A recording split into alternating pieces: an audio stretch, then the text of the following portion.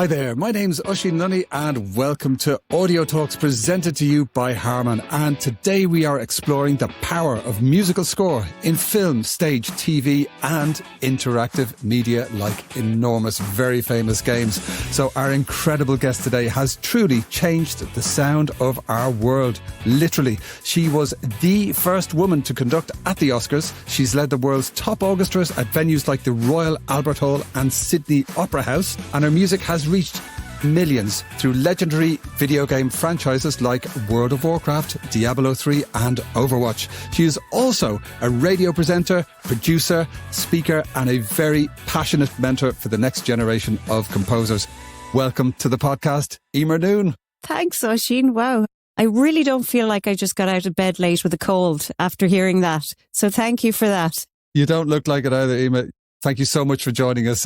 So listen, I would love to just, hear about your early steps and the beginnings of your incredible career, because as people listen to your career path, they'll understand the journey that you've made. So kind of first things first, let's start at the beginning. Can you recall your very first kind of vivid musical memory? Was there anything that was a spark that really made you want to be a part of the world that you're in today? You know, Oisin, I mean, growing up in Ireland and especially in the countryside, you don't have a first musical memory because music is just omnipresent and ever present. Every family get together. Well, you get up and sing a song. You get up and play your instrument. You get up and tell a story. It's only recently that I realized how much experience we got as kids from playing at mass. So my little village did have a local composer, Paddy Fahey, who literally lived across the road from the elementary school. It was one of those things where it's a quirky place, and Paddy was just a normal, abnormal, super normal guy, Fantastic. And what's normal in a village in Ireland? There's room for eccentricity. There's room for uniqueness. You're one of our own. My first experiences of music, I can't remember. I just remember it always being there. But I do remember in national school, which is where I sit right now, is the school that I can walk to down the road where my kids are at school right now, where my dad went to school. But I remember us being given out tin whistles. And for my American friends, that's the penny whistle. They still cost like 20 quid, At the time, I don't know what they cost, but they're really, really accessible and affordable. And we were handed them out in elementary school. I just turned 5. And I couldn't believe that this thing would do exactly what I wanted to instantly. And I was completely fascinated. So I went home and I came back after the weekend playing some of the tunes off the telly for my teacher, who straight away, my primary school teacher, and shout out to elementary school teachers everywhere. They are our most precious angels and our greatest advocates. She insisted to my parents that we buy a piano. Now, my parents were really, really young, had just moved from Dublin and had built a house from scratch, and we didn't really have any furniture yet. So the idea of buying a piano, which was a non-essential in their minds, they weren't musicians, was unbelievable. So the principal of the school would let me play his piano at lunchtime every day. And thus began my long history of hitting the classroom at lunchtime to practice, and later on in secondary school at PE during PE class, but we won't talk about that. And that was the start of it. But I do remember my fascination with music, that I had to be part of it. What is this? Why does it make me feel this way? Why do I have goosebumps? What's it doing to me? I don't understand. I need to know more. I need to be part of this. But I remember very vividly, my dad was a huge fan of music and musicians, but wasn't a musician. In fact, my dad was tone deaf. And when I was a teenager and he'd drive us to rehearsals or recitals or whatever, and Dad would sing along to the radio, I'd be like, Dad, stop it. Shh, Dad, very different from your dad, Oisin Lunny. Indeed. But I'd be like, Dad, and Dad would be the one that was loving every second of it and, buying the other dad's pints afterwards. And he's the guy that flew with me to Eastern Europe to my first recordings when I was like 20, and just hugely supportive, but tested me as well. It was very scary for parents to have a music mad kid when that wasn't what they knew. and from an area where music was a great passion, but an amateur pursuit. It wasn't something you got paid for unless you were playing in a show band, you know, and that wasn't necessarily my direction or my passion, even though definitely that would have been my parents' passion in their younger days with a smattering of the albums we had at home. We'd have like Dad wasn't a huge Joe Dolan fan, but that was what was around here at the time. But he loved Thin Lizzy and he loved Simon and Garfunkel, which that makes sense to me. I don't know how, but it's good songwriting and it's storytelling. I didn't come from a music family, but Dad called me down to see an orchestra on the telly. I was about 7. And I remember it vividly. And I remember a guy with big white curly hair and tails conducting an orchestra in Vienna. And I looked at it and I went, yeah, I'm going to do that. Wow. You know? I love this because there's a parallel timeline where the Eímear Noone country and Irish minstrels was taking the world by storm. But I'm very glad that you chose this alternative path. You saw that conductor on the TV and you plotted your course from there. But, you know, you're talking about penny whistles. You're talking about accessing the school piano during the lunch breaks. I mean, what was the leap from this passionate but, you know, grassroots level investment in learning music and becoming a musician? What was that path from there to becoming a pro and getting paid for it and reaching the world? It's obsession, really. You know, it is the number of journalists that have said things to me like, oh, you must be so ambitious. You must be so career driven. And I'm going, I've never, ever thought of career and I've never thought of ambition. I've only ever thought of, God, wouldn't it be amazing to perform that? Or wouldn't it be amazing to put on a concert with that piece in it? And there's always as well a little bit of an edge to that. Like, you know, you must be a ball buster or something like this. And it never occurred to me. And similarly, when people say, oh, were you driven to show the world that a woman could? No, it didn't occur to me in my family that I was that different from my brothers. When it came to intellectual pursuits, that didn't make any sense. And it doesn't make any sense. I wasn't going to go out and try and do things that didn't make sense for me, you know, in a physical way. I wasn't going to become a professional caber tosser, you know, tossing the caber in Scotland because I have spindly arms and I wouldn't be able to lift anything. That's me. But it didn't occur to me that any of these things wouldn't be available to me because I suppose the family I grew up in, I grew up in a house full of boys but I mean, I wasn't treated differently from my brothers. They are my 3 best friends, you know, but in terms of music getting to the professional level, I mean, it was lots of fits and starts and it was obsession. It was, how do I get stuck in? How do I get close to it? How to get near to it? So it was in this little area, it was getting piano lessons and then going to join the town band where I was playing flute on a borrowed instrument for years. My first job when I was 14 was playing flute for Calamity Jane because I could sight read the show and I could sight read it because I was doing it in band every week. My first flute teacher was a member of the Irish Army Band, you know, of the Western Command. So again, I was doing a lot of sight reading. I was coming across a lot of different styles. Then the music director in Ballinasloe said, you know what? Why don't you coach the singers for me? I'll make you the assistant music director. I was like 15. So I'd bash out the songs. And then something really special happened. My friend Liam Daly, I didn't know him at the time. He was the conductor of the Army Band of the Western Command. They came to my school. I love telling these stories because this is all small town stuff. And people see me on stage and they assume, oh, I was conservatory trained, which I was. Eventually, I got a scholarship. I held a scholarship for 8 years. I remember Liam coming to my school and the Army Band was doing a concert first. He asked the teachers, you know, are there any kids that can sight read the concert? So myself and one other girl, and like a lunatic, as a 15-year-old complete bolshy lunatic, I sight read the concert, not on flute. No, that would be too safe. On piccolo, which is the nowhere to hide instrument. So I sight read the concert, and in the middle of the concert, the conductor Liam turned to me and said, "You're up next."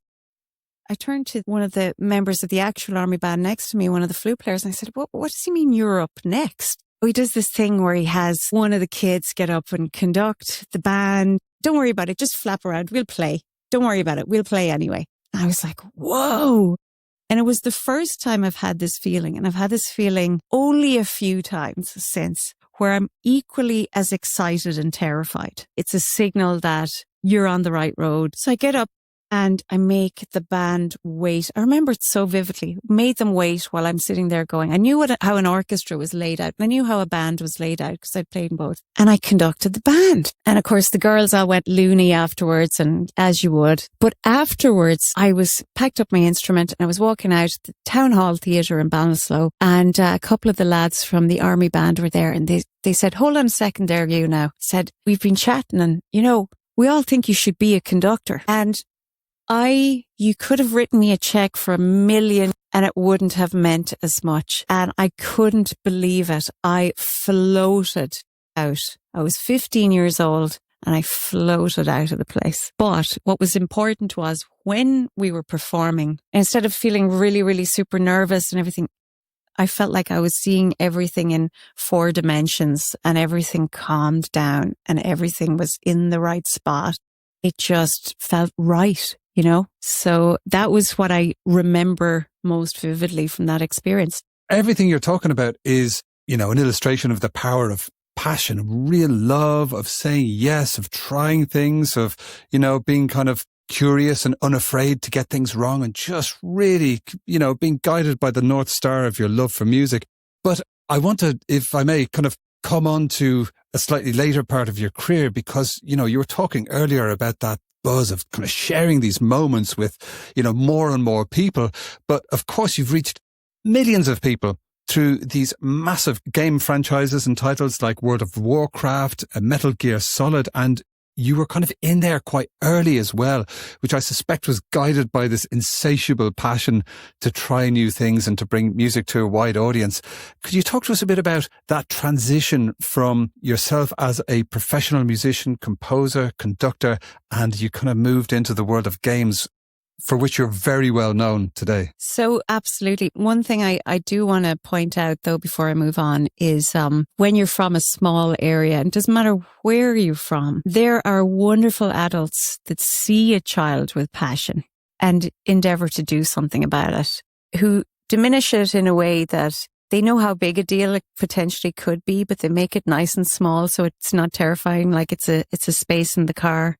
When it could be something that changes your entire life. And I want to say that in every community, in every culture, there are those people, and they are our wealth. Those people. I think other grown-ups, other adults need to be more supportive of those community leaders, because what they do is beyond money and they don't get paid for things like that. Those are just our angels. So I wanted to say that. But in terms of, I tell this story on stage about being in first year in college in Trinity in Dublin. And one of the things we would do as music students is we would sing in the chapel choir, because chapel choir had different music every week and we had to be able to sight sing it. I'm not a great singer, but I can note bash pretty well. I can sight read pretty well.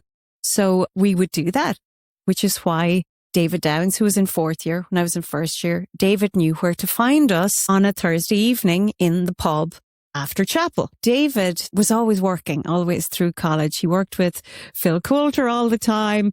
He had a nice car.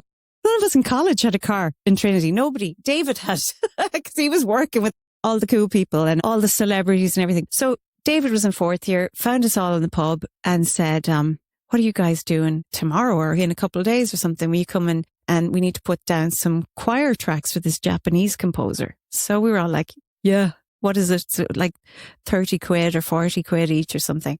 We were like, that's the beer money for the weekend. We're in. So I remember us sitting on the floor. We were sitting there making changes to parts and stuff, but it was all in pencil. I joke about us having these wooden rods with lead going through them that we, would use to make marks on this stuff that comes from trees. And that's how we wrote down our changes to our parts and we recorded it. But 6 months later, my brother calls me in a total flap. He goes, Eímear, oh my God, I'm here with the lads. Did you work on Metal Gear Solid? And I was like, what are you talking about? And he goes, I'm sitting here with the lads and we're looking at your name on the screen. And I said, wait a second, who else's name is on there? And he's like, David Downs, you mentioned a bunch of other people from college. That was my first credit, and it was so completely random. And now that game is a classic, and I've actually conducted parts of that score all over the world. But they had a moment where they had an offshoot in Dublin of UCLA Extension Program in film scoring as a certification program. And I was moonlighting. Colin Mobby used to enter me for composition summer schools and composition courses without me even knowing. He'd put my name down for them. So firstly, brilliant people at IMRO had this composition summer school. Again, a blip in time. We were spoiled rotten. There was like 2 students per composer. And the composers were people like Carly Rasmussen from Denmark and people like Kalevi Aho from Finland. These are superstars of the orchestral art music world. We were writing serialism, atonal music, highly academic stuff. And I was like 16, 17 years old. But then Kalevi Aho read his doctoral thesis to us about boxing yourself in as an artist. Oh, I can't do this because people won't think that's cool. Or I can't do this. I can't write a melody. I can't use tonal composition. And all of a sudden you've straitjacketed yourself. You can't move. You've told yourself there's so many things I can't do. You're purely thinking about what other people are going to think. And he just kind of blew my mind by reading his doctoral thesis to us. I was about 17 at the time. So I thought, film music, that's an area where I can try all of these different styles. And maybe when I'm an old lady, I'll decide on one that's really me or something, but I need to educate myself. I went and I got this thing in the door after my Leaving Cert, the summer after my Leaving Cert. So that's 18. It said, congratulations, you've been accepted to the UCLA Extension Program in film scoring. I was like, what? And it starts next week, right? I was like, hang on a second. I never applied for this. Not only did I never apply for it, I never even knew about it. And this is the house next door, my mum's house, where I got this in the post. We live in LA, or we live next door to my mother in the countryside. So I get this thing and I go, oh my God, this is the greatest thing ever. I just had last summer going, I really want to study film scoring. Where do I do that? There was nowhere in Ireland. It was unheard of at the time. There's some amazing courses in the UK. They didn't exist at the time. There was USC or UCLA or Berkeley. I couldn't afford to go to any of them. Even now, they're like 70 grand a year. So anyway, I take this program, but I ended up all through college. I took it over 6 years. I took every module they had. And eventually I took a course, with a module in orchestration for film. And I had set up an orchestra in second year in college, which your sister played. And my first concert, Cora Venus Lunny played beautifully. Oh my gosh, I can hear her. I can hear her sound in my head right now. I can hear her. I never forget someone's tone. I can hear her playing the theme from Schindler's List in my head. I set up an orchestra with my classmate Gillian Saunders to perform film scores that we hadn't heard in Dublin live yet. I had to call the guy that had the parts, Franz Waxman's son, John, to get the parts for Braveheart sent over to Ireland. And he told me, you can't perform it because it has a really, really weird instrument called the Uelian pipes, Oisin Lunny. The Uelian pipes. Red card. I was like, what? But I know the score really well. I know the soundtrack backwards. What's the Uelian pipe? I was like, oh, the Uilleann pipes. So we set up this orchestra. I was about 21 or 22 at the time. In that concert, I programmed Danny Elfman's score to Batman. And it hadn't been done in Ireland yet at that time. I remember us at Regent House in Trinity, which is right above the front arch, that big window right above the front arch. I remember Colin Connolly, when he was alive, doing a feature for RTE News, lying on the front square in the grass, going deep in the heart of Trinity College, and you could hear us playing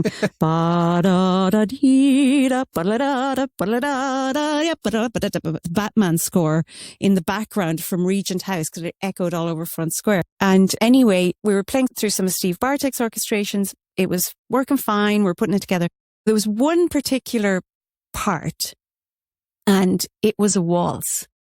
Now, young orchestral musicians, one of the things that we do to make a few quid when we're at music college, and this is pretty much everyone, United States, Europe, everywhere, is we all play for those January Viennese New Year's parties where we play the Strauss waltzes and get lost in the repeats, everybody. So when we played this waltz that was a complete piss take of a Strauss waltz, but it was so pithy. And it was Waltz to the Death, where the Joker and Batman are waltzing to the death on the rooftop in Gotham City. We played it down, we sight read it, and we're all like late teens, early 20s. Nobody was 23. We played it down, we sight read it, and then we instantly burst out laughing. The whole group. We all got the joke. So I'm in my orchestration class a couple months later.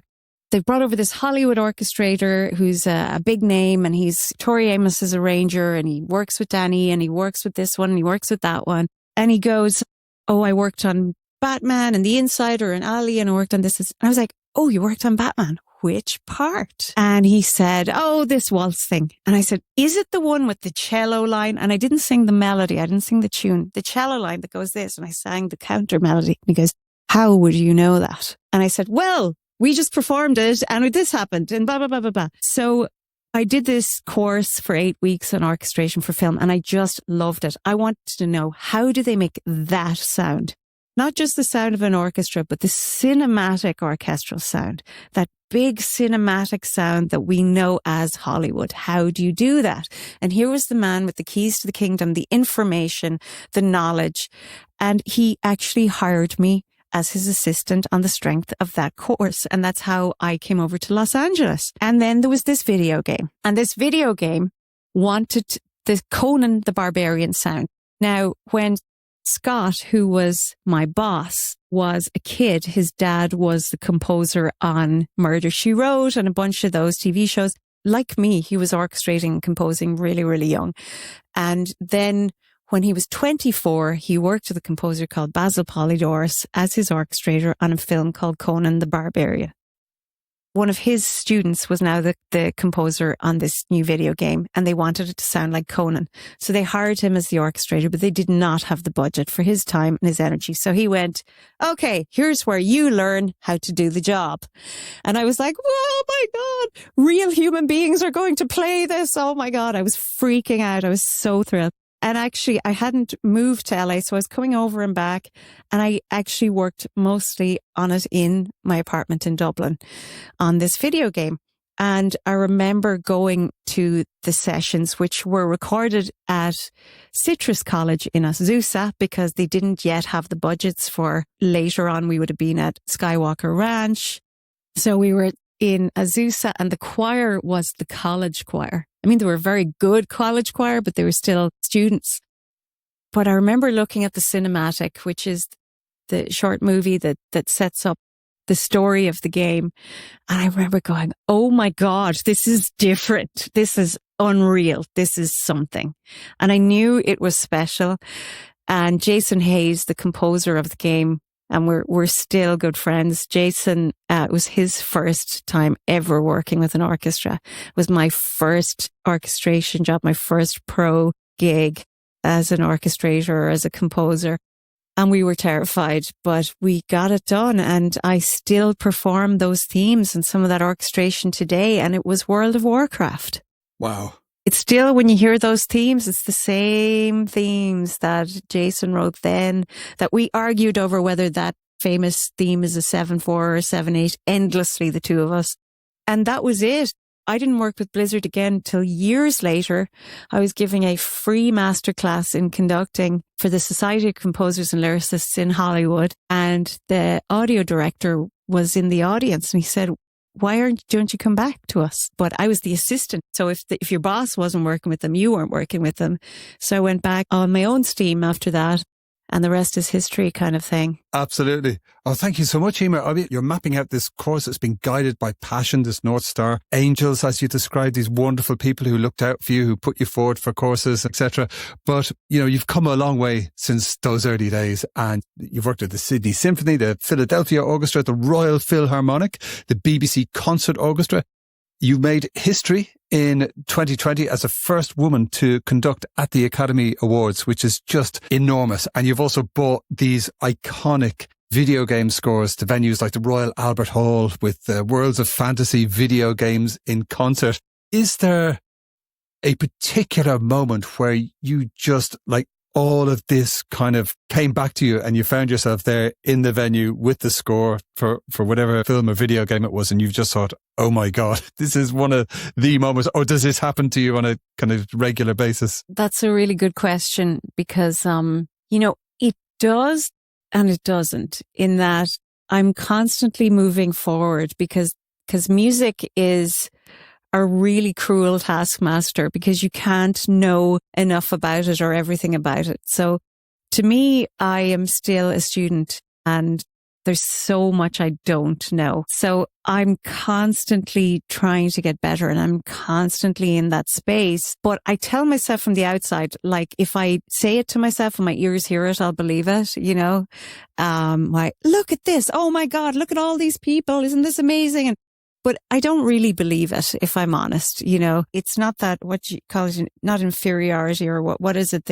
Imposter syndrome. Yes. I don't think it's that really. I mean, probably I am an imposter because this is an art form really that comes from the likes of Vienna and stuff. But for me, I love, if I'm to trace it back to what's really Irish, and this is very cliche, but it's the storytelling aspect. I mean, I just came back from Nashville with the Nashville Symphony, but I went and listened to some fantastic bands. I mean, you can't help it. One of the things I love about Nashville is every single bar on Broadway, every single bar on the Strip, there's a great band in every single one. If I was to draw a correlation between Irish music, like you can get into the technicalities of trad and people traveling over. It's not that. It's much, much deeper. Like when I listen to Dolly Parton, I hear the type of story that connects on a really deep level. It gets right into my DNA and it's very primal and it's very direct. It's instant. I get it. I have a human connection to this person straight away. There's no barriers. It doesn't matter if it's in a different language. It doesn't matter anything like that. I straight away feel she gets me. I get her. We're all in the same boat here. We're all on the same planet.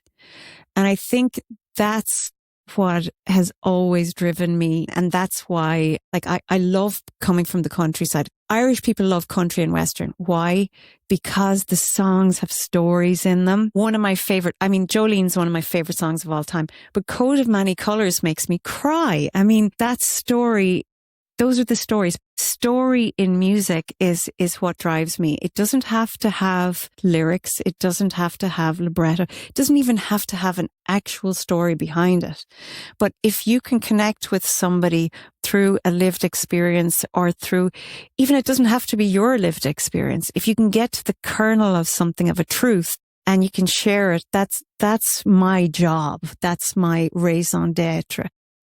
Maybe it'll always be music, maybe it'll be film, maybe it'll be something else, but I see myself as a communicator first and foremost. And I love people. It hurts me, the world at the moment. It hurts everybody, but the way people don't see people in other people. I think that's our biggest problem. But I was in Nashville going, oh, I get it. This is why Irish people love country so much. How am I this dumb? How am I just getting this now? And why is it that this is what the type of orchestral music that I fell in love with as a kid was? I remember watching Fantasia and seeing they had set the story of the Greek gods to Beethoven's Pastoral Symphony. I remember the lightning bolts being thrown during the Gewittersturm, the storm, and just being so energized by it and so excited and so scared. It was the music, and I was like, how is this happening? So I had to find out, why is it when the basses do that tremolo, it's the storm? Why does it make me feel so unnerved? And I'm writing a piece at the moment, actually, for a performance at the Royal Albert Hall at the end of next month. I was asked to write a really scary piece. The writer of this project called Fright Night said, the scariest piece in the world. And I was like, no pressure. So I was like, what really scares me? Well, if I'm honest, the thing that scares me most is silence, the ultimate silence. But I can't write a piece in silence. So although John Cage did very well, but I realized it was the rumors of the Banshee. And it wasn't that the Banshee scared me so much. It was I was terrified of losing someone in my family. Because if you heard the Banshee, that meant you were going to lose somebody in your family. The piece, by the way, is called The Original Scream Queen, an ode to the Banshee. And Oisin Lunny, it's spelled Beansi Father. for the Royal Albert Hall. Excellent. It's communication and it's storytelling. Some artists, and I applaud this and it's very, very valid, are like, if I satisfy myself, somebody else is going to get that and it's going to communicate and be great. And that's a wonderful way of doing it. That's not me. I do it a different way, which is I have this feeling or emotion or idea, and I want to communicate that in a direct way to somebody else. And that's why I think tonal music in the orchestra, what we would have called it program music back in the day, which is music that tells a story or paints a picture, is what's ultimately, for now, drawn me. I want to be able to bring in somebody off the street who's never heard a lick of orchestral music, and they can go, oh, I see it, I hear it, I feel it, Whereas, I love Early Schoenberg. I love some of the masters of atonal music. I'm somebody who, I suppose it satisfies my heart because my intellect is so drawn up in it. And I have the basis for that in a musical education. Not that everybody wouldn't. I'm not saying that. But for the vast majority, I like a more direct mode of communication. Yeah. That totally makes sense. All of these things that you're describing for our viewers and listeners on the podcast, it's this continual kind of lifelong communication and distilling these beautiful human emotions and connecting with somebody on a profound level. And, you've had all these incredible milestones, but it is all about that central act of connecting. But I'd love to just throw back to one of the things you mentioned earlier, because I thought it was beautiful how you said it, how, there are angels in the small villages and people who look out for each other. And you spoke about the importance of paying it forward. And I know this is something that you do from the heart. Could you talk about how you get involved with mentoring the next generation? And is there any particular advice maybe you give to young women who are trying to get into the world of, orchestral music, etc., and maybe talk about some of the work you're doing along those lines? Yeah, well, thankfully, today is very different. When I was starting out for women in the industry, there's a lot of work left to be done, a lot. However, it is a different landscape. It's massively different, but we have a long way to go.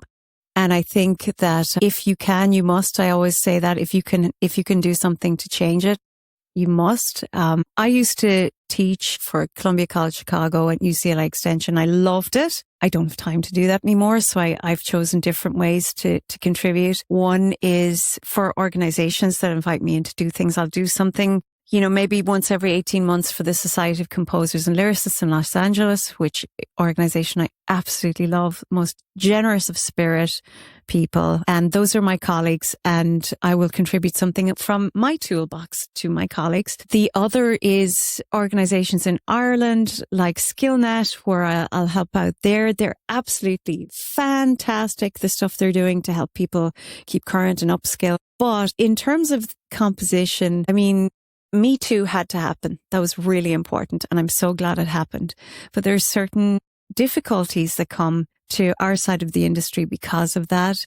Conducting and composition have long been sort of mentor-mentee type situations, and that makes that situation a little bit scarier which is what is still a predominantly male organization for the established working composers and conductors. So I'm acknowledging that. I'm not pretending it's not there. It's not there for every composer, but it's definitely there. I've had some very frank conversations with respected male colleagues about this. People I've seen be champions and be the change at very, very high levels. Craig and I, we have created a free mentorship program for one female composer at a time who, when they're done with us, it's the old mentorship style.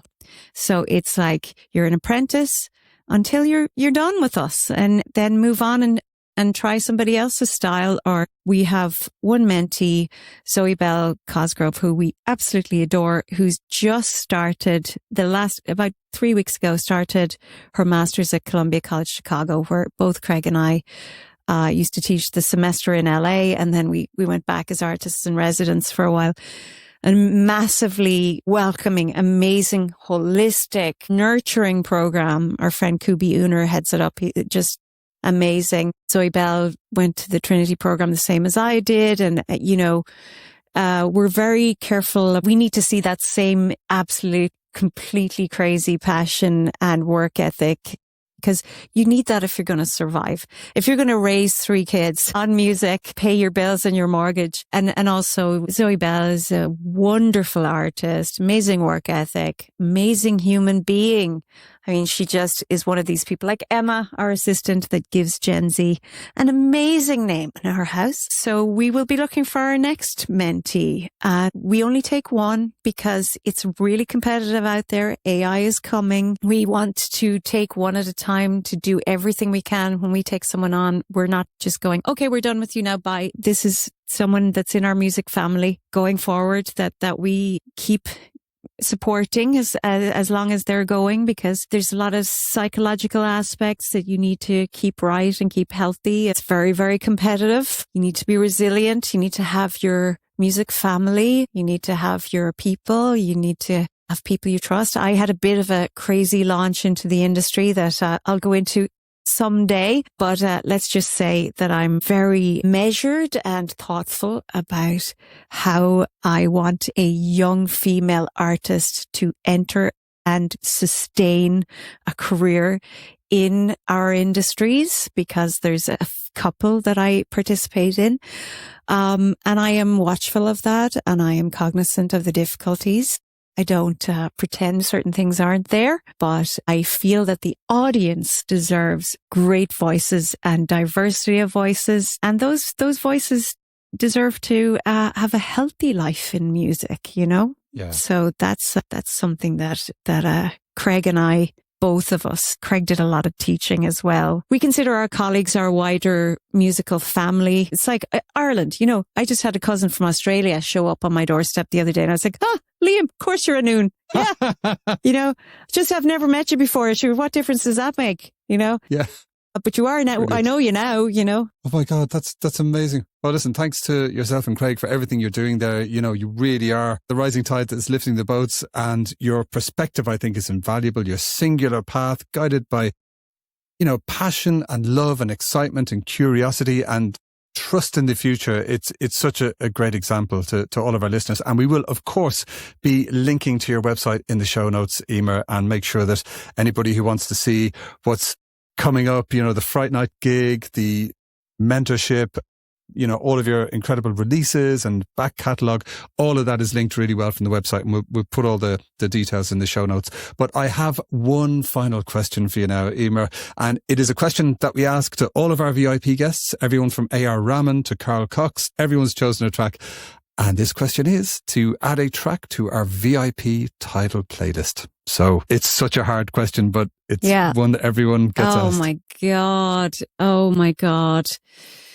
Wow. Okay. It can be one of your own, like completely. That's totally cool. So I will say one more thing about music. And we all know this as musicians, and it is often what sustains us through hard times in life as musicians. And I will give you one of my pieces, because it is going to be part of an RTE program called John Creedon's Musical Atlas, and it's the episode on grief. One of the things that music does is it gives us a place to put things like grief and how to work out our emotions and other things like, you know, I mean, it's like, you know, when you go through a breakup and you feel like you'd never really heard a breakup song before, but all your songwriters have clearly been there, or they wouldn't be able to write a song like that. I wrote a piece for World of Warcraft, Warlords of Draenor, and initially I didn't tell people what inspired the piece because it was so close to the marrow for me. But I would hear from gamers, and I'd hear from fans, I'm here feeling something in this piece. There's more to this, and people copped on to it. So eventually I opened up and would tell people, and now I'm very much more open because I've had some distance. So Craig and I, we lost our first son, Aaron Porrick, and the piece from World of Warcraft, Warlords of Draenor, is called Malach, Angel Messenger. And I perform it in every single concert. And Malach is a Hebrew word for the soul of a child. It's like an honorific. And it goes at the end of the child's name because it was thought that the soul of a child could bring a message directly to the ears of God. And the piece is pure program music when we talk about telling a story through music. So this illustrates what I was talking about. It is a story, but it's a story of an epic journey, and it starts with a lullaby. It's a mother singing a lullaby, and the story is loosely based on the story of Masada, one of the women. They say that 5 women escaped from Masada. So it's a mother singing a lullaby. But for me, it's me taking my son on a journey, and it's the only way I could do it was through music. And I have performed this piece so many times all over the world. And Oisin Lunny, there's some Irish in the choir. The first line the choir sing is Eg Siúil le Dia, which is walking with God. And I've seen choirs in Taipei sing Eg Siúil le Dia. I've seen choirs in Australia. I've seen choirs in Germany, in all over the world, sing that line in Irish. It's incredibly important to me because I toured pregnant with my 2 other sons and performed that piece. And that is an experience. Hey, when I was told at 19 I'd no chance at a career because I was young, Irish and female, what other tell me composer conductors have had the experience of making life whilst performing a piece that they created for their son on the stage in real time. Now that's an experience that I will always, always have. And that's where a free seat in the car to Mullingar can end up. You just never know. My goodness, Eímear, I've been just like the goosebumps on the back of my neck have been off the charts there. Thank you so much for sharing that. It hits deep. Thank you. Thank you. That's beautiful. I'm going to listen to that straight away, and I hope all of our listeners will as well. I'm going to change the tone slightly and add to the playlist a track that was composed and performed by a young man you very kindly introduced me to earlier on in the year at the Dublin Tech Summit, none other than Stuart Copeland, from perhaps my favourite soundtrack album of all time. One of them, certainly, the theme music for Rumblefish. And this is, of course, the wonderful track Don't Box Me In, which I really think describes your singular path. You have never been boxed in. He's my big bro. The pair of you were just magic. I absolutely love that. So don't box me in, Stuart Copeland, because you are never boxed in, Eímear. And listen, thank you so much for joining us on the podcast. My pleasure. Your work reminds us that music doesn't just accompany stories, it shapes them, it elevates them, and sometimes it even steals the scene. I'm so much looking forward to diving into your back catalogue. Thank you so much, Eímear, for joining us. A pleasure. So listeners, I hope you enjoyed this episode as much as I did. Don't forget to subscribe, review and share with your friends, family, gig buddies and World of Warcraft teammates. It really helps spread the word about our magnificent guests like Eímear, and we have so many more lined up for the rest of the series. For more exclusive content, some behind the scenes goodies and maybe even some competitions, find us over on the Instagram. Our tag is @Audio Talks Podcast. I hope you can join us again for more classically trained Audio Talks. We'll see you next time.